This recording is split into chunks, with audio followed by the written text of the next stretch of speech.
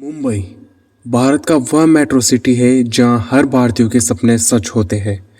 सालों पहले इसे बॉम्बे के नाम से जाना जाता था। हालांकि बॉम्बे से मुंबई के सफ़र के दौरान यह शहर अपने आप में काफ़ी इतिहास समेटे हुए है। और क्या आपको पता है, भारत की फाइनेंशियल व कमर्शियल सिटी के रूप में जानने वाला यह शहर दहेज के रूप में एक विदेशी राजा को शादी के दौरान दे दिया गया था।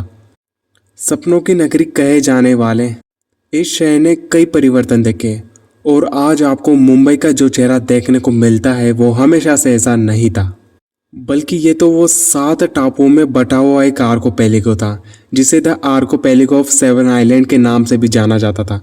किसने इस बोटो के शहर की स्थापना की और कैसे ये बॉम्बे से मुंबई बना, तो आइए जानते हैं।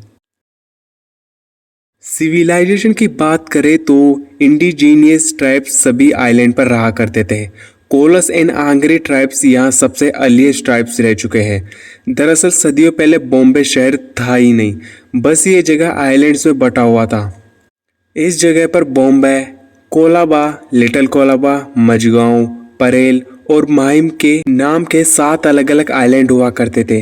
ये आपस में थोड़ी दूरियों पर थे। उन दिनों यहाँ केवल fishing village, caves, temples and hills ही देखने को मिलते थे जो मछलियों को पकड़कर अपना जीवन चलाते थे। लेकिन सबसे मज़ेदार बात यह है कि ये 7 आइलैंड अलग अलग कल्चर को फॉलो करते थे और इन सबके ट्राइब्स किंग भी हुआ करते थे।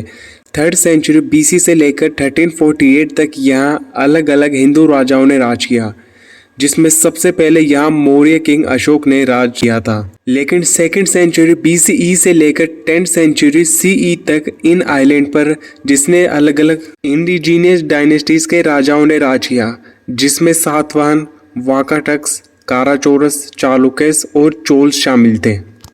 1348 में दिल्ली सल्तनत के राजाओं ने इन टापुओं पर अपना अधिकार कर लिया और हिंदुओं का शासन समाप्त हो गया। 1348 से लेकर 1391 तक दिल्ली सल्तनत के कंट्रोल में रहा था ये। इसी दौरान मोहम्मद नसीरुद्दीन तुगलक ने जाफर खान को गुजरात का गवर्नर बना दिया और जब 1398 में तुगलक शासन कमज़ोर हो गया था तो जाफर खान ने मौके का फ़ायदा उठाकर अपनी गुजरात सल्तनत की नींव डाली और इसी के दौरान बॉम्बे भी गुजरात का हिस्सा बन गया। वैसे तो पुर्तगाली अर्थात वो विदेशी जो 1509 में बॉम्बे तक पहुंच चुके थे, लेकिन इन्हें बॉम्बे को हासिल करने में लगभग 2 दशक का समय लगा था।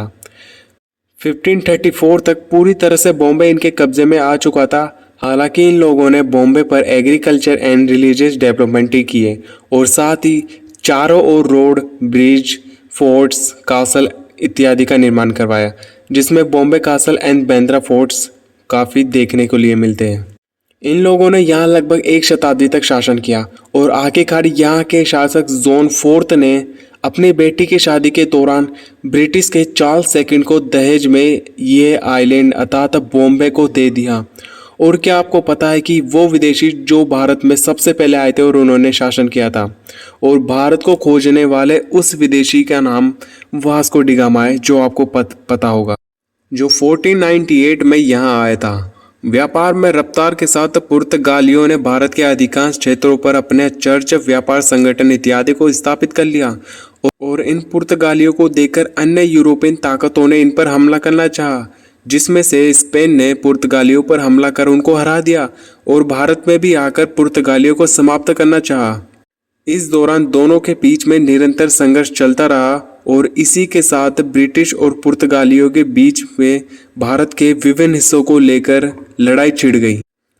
और इसी समय 1612 में ईस्ट इंडिया कंपनी ने सूरत के सवाली में अपने जहाज़ों को लगाया और यहाँ के गवर्नर से व्यापार करने की मंजूरी मांगी, लेकिन बदले में उनके 2 व्यापारियों को भी गिरफ्तार कर